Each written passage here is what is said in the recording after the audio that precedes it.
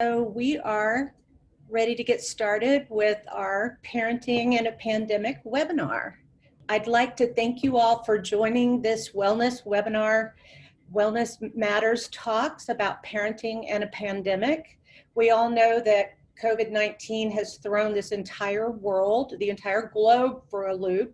And I think we really kind of narrowed down to looking at who is this affecting the most in the United States. And right now it seems to be impacting parents so much. So we really wanted to pour our hearts into throwing out some good content and information about parenting in a pandemic and what that looks like. So my name is Tammy Martin. I'm the owner and founder of South Austin Counseling Services, where we've been providing services to our community for 22 years. And I am joined today by two of my colleagues here at South Austin Counseling Services, Gracie Ewing and Kate Vansel. So Gracie is a licensed professional counselor intern here at South Austin Counseling Services. She is a native Texan who earned her bachelor's degree from Texas Tech in Lubbock.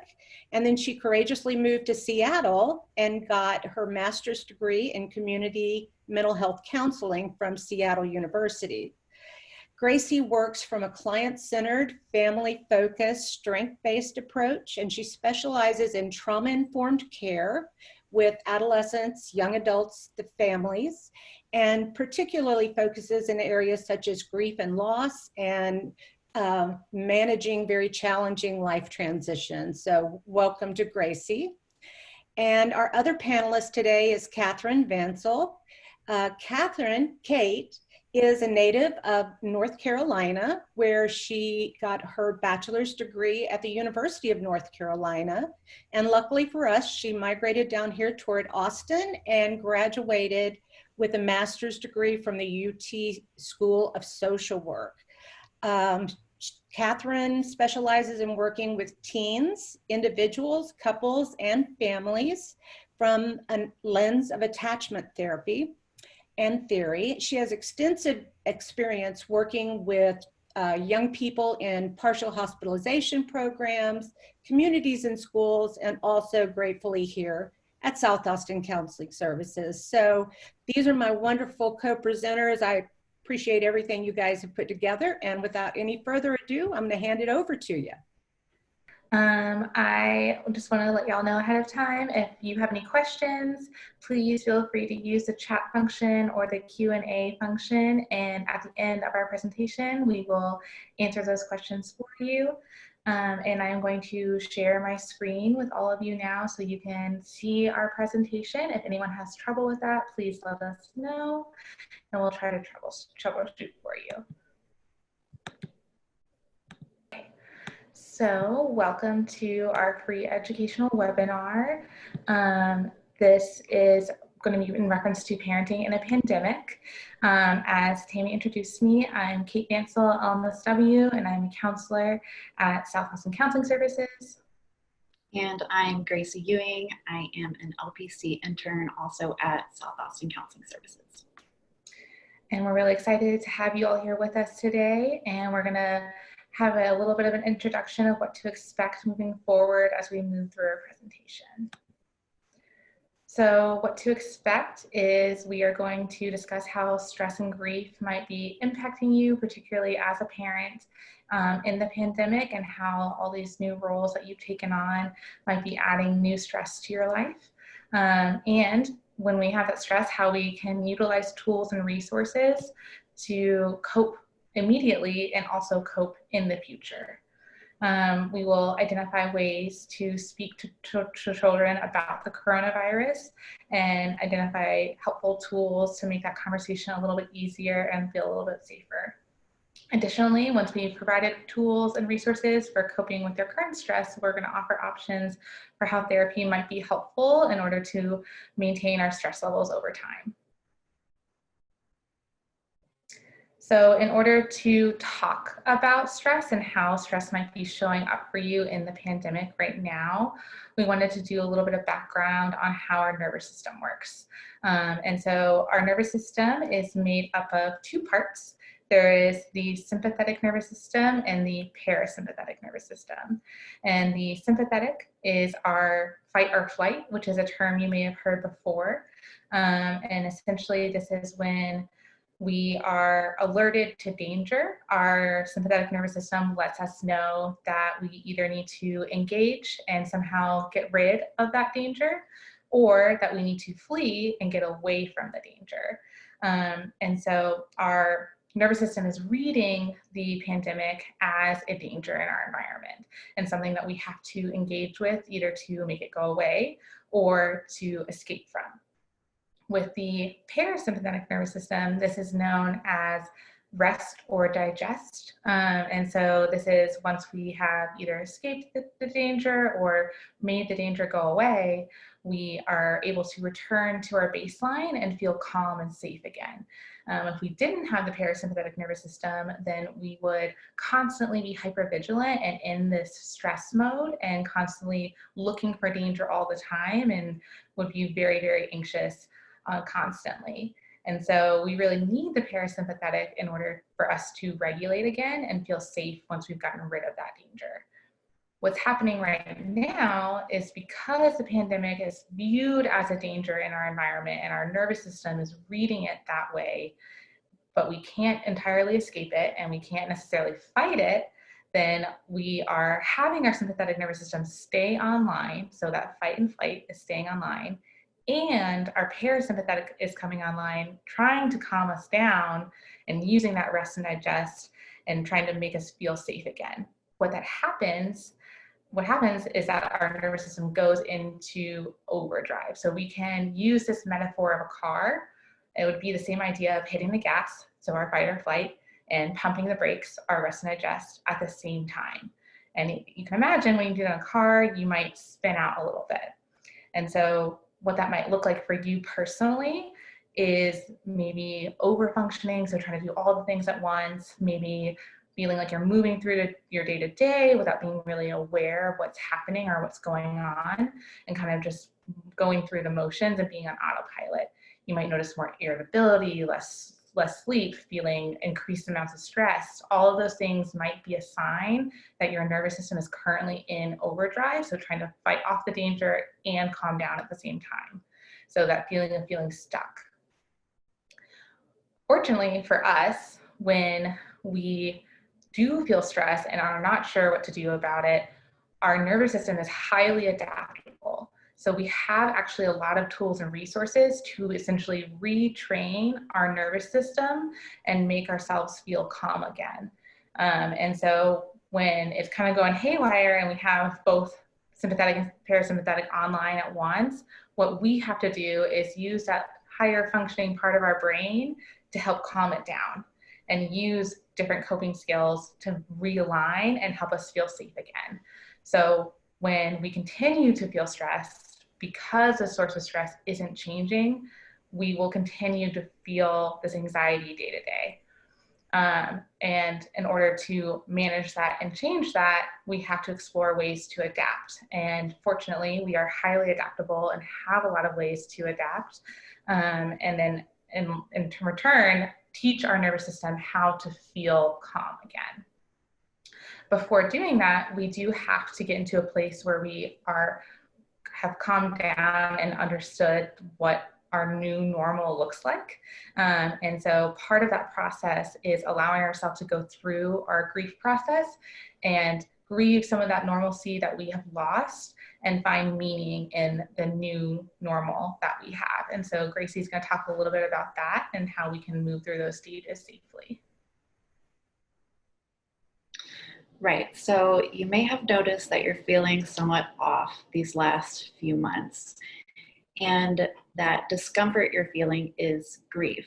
And that can be confusing because grief is oftentimes associated primarily with death, but really grief can be experiencing pain from any kind of loss in your life. And right now we are all experiencing various types of loss, whether that's the physical loss of a job or it's the loss of the lives and roles that we used to play before the pandemic, or it's the loss of that feeling of freedom that we used to have, And in general, that loss of what was once at least somewhat a predictable future. And so we're also in this constant state of fear about losing something. So whether that is work related or it's about our health or the health of our friends and family. And it can be really hard to manage our stress if we are all grieving in some way. And so if you look on your screen, you can see these are what's considered the 6 stages of grief. So denial, anger, bargaining, sadness or despair, acceptance, and finding meaning. And as you can see, this diagram kind of represents that you can move back and forth between these stages. You can feel multiple stages at once. You can possibly feel all the stages all at once. There really isn't one type of way to experience grief. But it is important to know where you are in your grief process and where your children are in their grief process so that you can then learn better ways to cope with it. So I'm going to go over these different stages and give examples of what they may sound like specifically in relation to the pandemic. And this can be either something you've personally experienced or your children are experiencing or you've just heard others talk about during these last few months. So denial in the pandemic can sound like this is all overblown. It's just a media crisis. It can sound like the coronavirus is just like the flu and hardly anyone dies from that. It can also sound like for some people, my immune system is fine, so I don't really need to worry. Anger in the pandemic can be putting blame onto something. So that can sound like this is all China's fault. It can be feeling frustration with these new rules and regulations that have been put on your life. So that can sound like, I don't want to be told to wear a mask. I don't want to be told to shelter in place. Bargaining in the pandemic can sound like it's okay to hang out with other people as long as we're all healthy and we're using hand sanitizer. Bargaining can also sound like, and I'm really guilty of this one, this is all just temporary and soon we'll all go back to normal. Sadness or despair in the pandemic can sound like I should just say goodbye to all my hopes and dreams. Sadness can also sound like, especially for those who have lost jobs, I can't work or earn money. Soon I'm going to be broke and homeless. And for some people, the reality of despair during the pandemic is I'm at high risk. And if I get sick, no one's going to be there to take care of me. Acceptance in the pandemic can sound like I can't control what's going on, but I can do my part by staying home and washing my hands and trying my best to remain positive. Acceptance can also be my life doesn't have to stop. I can continue to work from home. I can continue to stay connected with my friends and family virtually. And maybe I can have even more quality time with the loved ones in my home. But an important piece to this specific stage of the grief process is not only having acceptance for yourself, but also having acceptance for your children, because the way that their grief shows up may look a lot different than the way that your grief shows up. So an example of having acceptance for your children during this time can sound like the pandemic is causing a lot of stress in my child, and I'm learning better ways to fill their needs. And lastly, and I think the most valuable step to this process is finding meaning.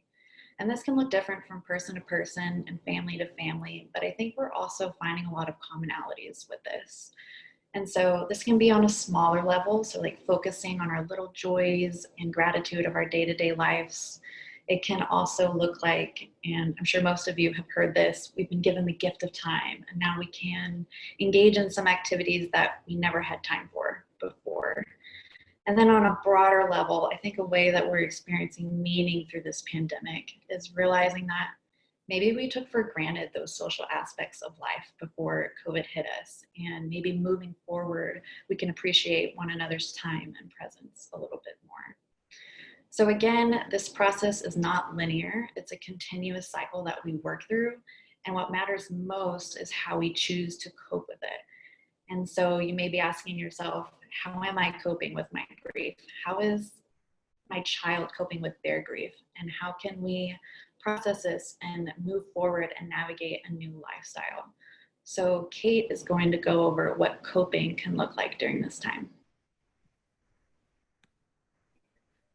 Thank you, Gracie. And as she mentioned, once we've had that time to really grieve what our old normal used to look like, and what we have to do now, we can then look at the coping skills and resources we have and utilize them immediately, right? And so when we're having that same idea of pumping the gas and hitting the brakes at the same time, what we really need to do is basically bring in the emergency brake. So we need some immediate relief to get rid of some of that stress that has been built up over these past few months and find ways to feel calm again. And so I know with all the new roles that parents have taken on, a lot of them find themselves over functioning right now. So doing all of these things that maybe are new to them, or doing them at a greater extent than they had before. And so we're really spending a lot of time giving our energy to others and maybe spending less energy on ourselves. And so one of the things that we really want to focus on when that is happening is giving ourselves permission to take a break or take a mini vacation.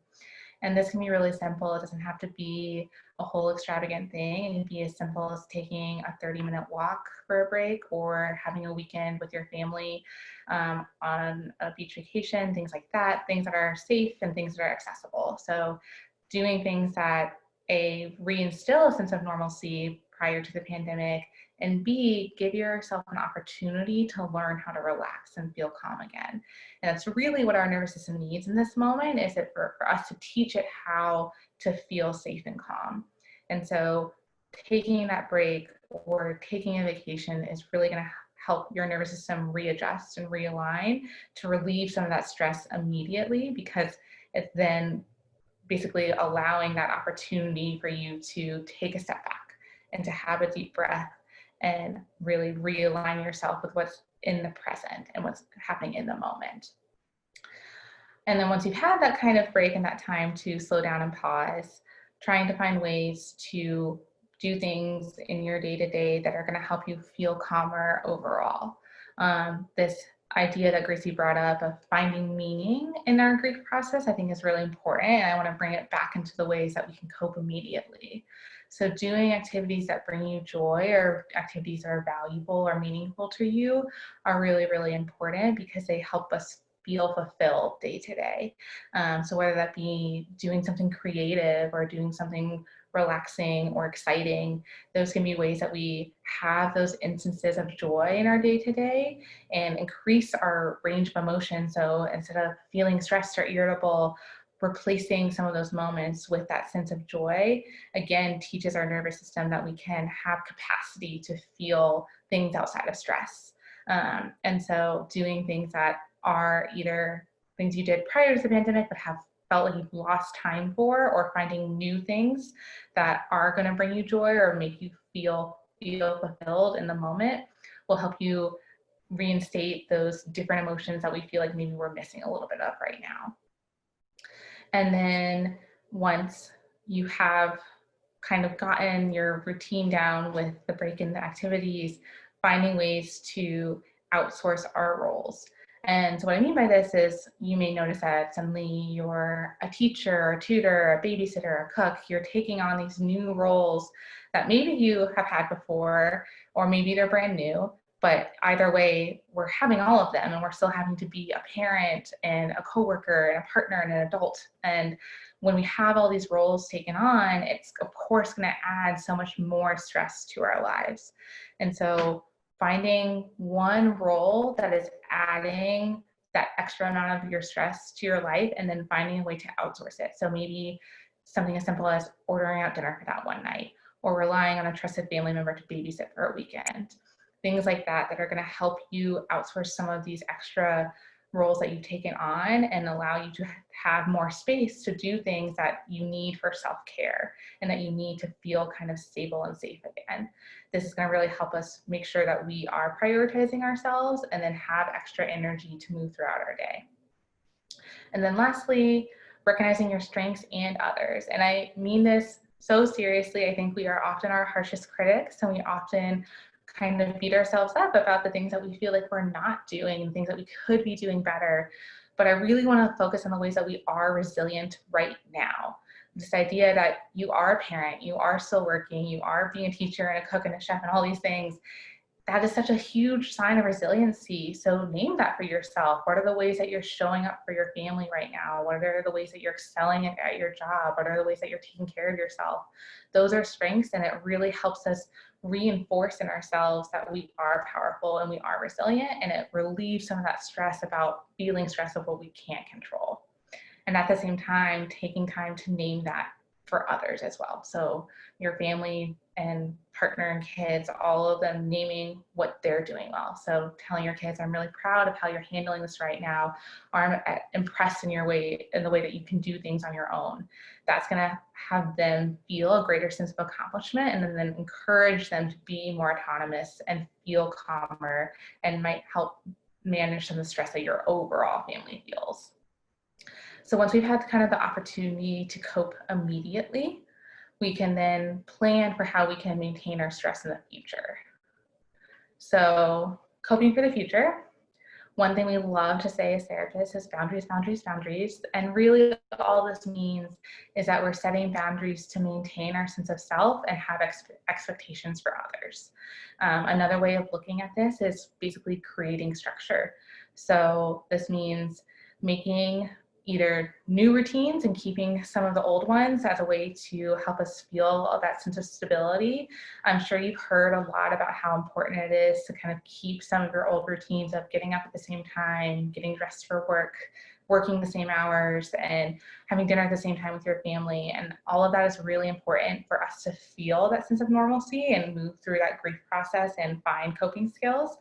At the same time, I think we can practice a little bit of flexibility with that to make sure that we are making the most of the situation that we're in. So whether that means being creative with the way that your kids have online school or the way that you spend time with them, maybe this means you have more opportunities throughout the day to spend time with your family, or for you to take breaks, or for you to do things that you enjoy. So keeping a routine that makes you feel stable, but also finding ways to spice it up and help you identify things that are going to help you maintain your stress long term.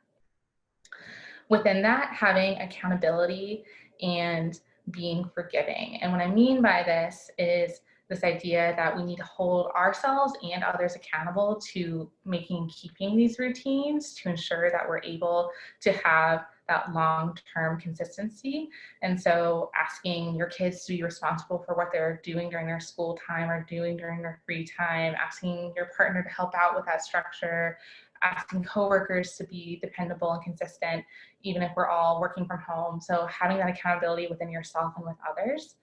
And on the flip side, being a little forgiving when we act out or get frustrated or get upset, because we all recognize that we're holding a lot of stress right now, and that may come out in new ways. And so when we slip up or when we maybe move out of that structure a little bit, being forgiving with yourself and being gentle with yourself, that is expected and that is normal. And for us to not have those moments would be a little bit more concerning than if we did. So practice that with us, and also practice that with kids, coworkers, family members. And then I want to move on to this idea of filling your own cup before you fill others. I found this is a really helpful metaphor of this idea. Imagine having a cup that's half full and then 3 other cups that you also have to fill to being half full. And if you try to pour from that cup to fill the others, there's not going to be anything left.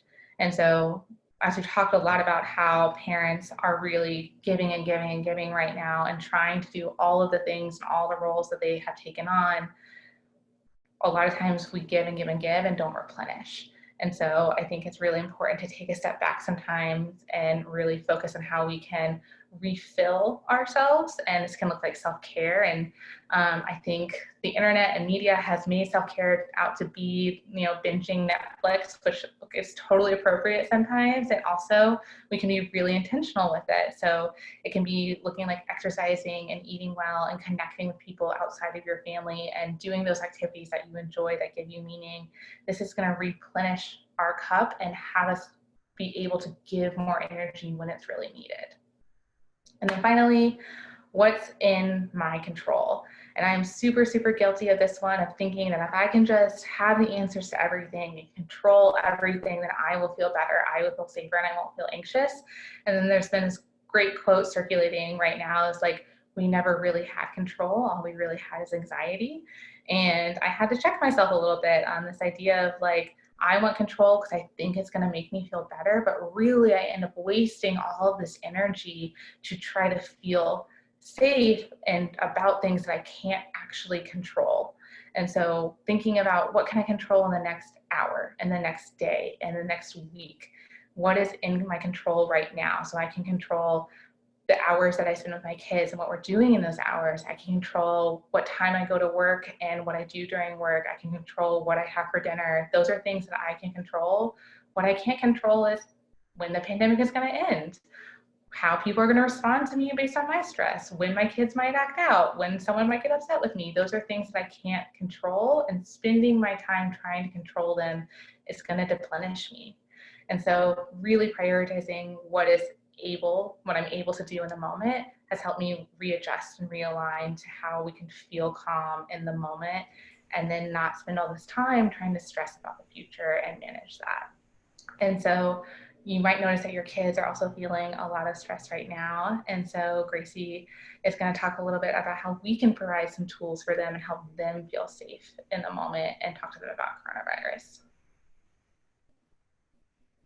Right. So, one of the most difficult challenges for parents right now is having to talk to your kids about the coronavirus. This was a conversation you were never prepared for. You never even knew that you needed to be prepared for it. And so, you may be asking yourself, what is the best way to talk about this with my kids? Is it having them watch the news with me? Is it not really talking about it at all and just letting kids be kids? Whether you know or not how to have this conversation, there seems to be this overall common goal of just not creating more worry in our kids. And so we've come up with a few suggestions that may help you navigate this difficult conversation. So first things first, welcome their questions. It's important to create a calm space where your children feel like all of their questions, whether they're serious or really silly, are being invited in. We also encourage you to respond with fact-based information. And so you can use either the CDC or the World Health Organization to find accurate and up-to-date information. Being honest with our kids just reassures their trust in us, and helping them understand in a way that'll be easiest for them to comprehend. So obviously, this is going to vary depending on the age and developmental level of the child, and can be an extra challenge if you happen to have multiple children in your home with different ages. But you know your children better than anyone else does, and you'll be able to use language that, again, is easiest for them to comprehend.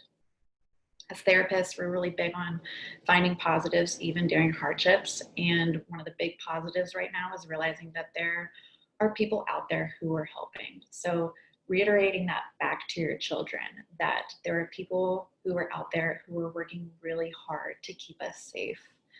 We encourage you to stay away from news with frightening images. And I know that can be hard because that tends to be a lot of what our news is these days. But this is especially important for children who have experienced illness of any kind or who have lost a loved one before. They're going to be more vulnerable to having intense reactions from seeing these images and may need extra support. So a way that you could focus your attention to is focusing on ways you're staying safe and kind of making it like this team family bonding time. So you can really empower your kids by letting them choose their mask or design their mask. They're going to be more motivated and willing to wear it if they feel that they have a little bit of a choice in it, that they're playing a part in it. If you happen to have little ones in your home, you can come up with new fun 20-second songs to sing while washing your hands. Kind of anything along those lines where you're not only having some good quality time together as a family, but you're keeping safety as a priority. One of these bullet points just says, simply keep talking. Obviously, the news about the coronavirus is constantly changing. And as much as we as adults have questions that come up constantly, so do children. And so a way that you can kind of close out this conversation with them is just letting them know as soon as you know something, you'll update them. And really, above all, it is okay if you can't answer everything. Again, this is a conversation you weren't prepared for, and that's okay. Just being available to your kids and supporting them and really just validating their experience during this time is enough. So take what you want from this list and really throw the rest out. It's really about finding what works best for you and your family. But how can therapy help? So as therapists, we're big on promoting therapy, especially during times of hardship. And I think that we can all agree that this global pandemic is certainly a time of hardship. And when we're really feeling more disconnected than we've ever been, we find ourselves almost craving connection to others. And so a virtual therapeutic group can provide that sense of connection to parents going through a similar experience in a safe, non-judgmental, supportive environment. It can be really easy to be alone in this. We're more isolated from the outside world than we've ever had to be. But we want to emphasize that you don't have to be alone. Conversations in this type of group setting really demonstrate those common fears and stressors that we're all experiencing. You can learn how, as Kate was talking about earlier, how the range of emotions in our body is impacting our sense of safety and literally our ability to function on a day-to-day. You can learn how stress and anxiety, and as I was mentioning, how grief is manifesting in your life so that you can just be more self-aware to better take care of yourself and then ultimately better take care of your family.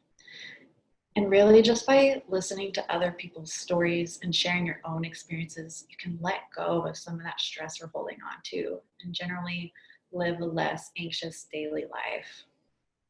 And above all, this group can not only provide a sense of connection, but you can also gain a sense of support and hope and encouragement to keep moving forward and peace of mind, which we could all use a little bit more of these days, so that you can notice your strengths as you continuously face change and crisis and stress while parenting in a pandemic.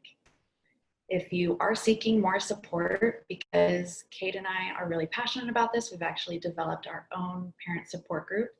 And just to give you a little bit of information about it, it would be 1 hour a week, either Tuesday or Thursday evenings. It would be connecting virtually via Zoom. And we've decided to do a reduced fee because we don't want there to be a financial barrier for you to receive the support you do deserve. And if you are interested, you can contact either the email address or the phone number listed on your screen. But at this point, this concludes the presentation piece of the webinar, and we will move forward with questions and discussion. Okay, I'd just like to ask our participants if anyone has any questions or answers. We're delighted, or questions that we can answer. Anyone hit that question and answer button at the bottom. We'd be delighted to assist further. We don't have any open questions or chat at this time, but I do want to thank you for joining us for the Parenting in a Pandemic webinar.